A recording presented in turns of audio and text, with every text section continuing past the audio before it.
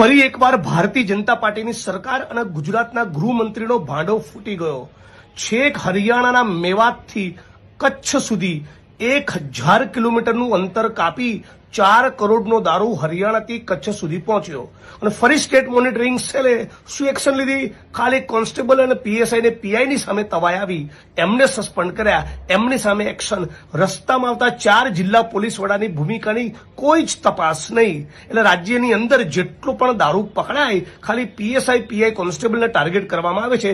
ઉચ્ચ આઈપીએસ અધિકારીઓનો વાળ પણ વાંકો થતો નથી. અને ફરી એકવાર હર્ષ સંઘવી, નાયબ મુખ્યમંત્રી અને ગૃહમંત્રીનો પણ ભાંડો ફૂટી ગયો છે. મોટી મોટી વિધાનસભામાં ડંફાસો મારો છો, આ તાકાત તો દારૂ પકડીને બતાવો ને. ગુજરાતમાં દારૂ ટીપુનું ના મળે એવું કરીને બતાવો ને.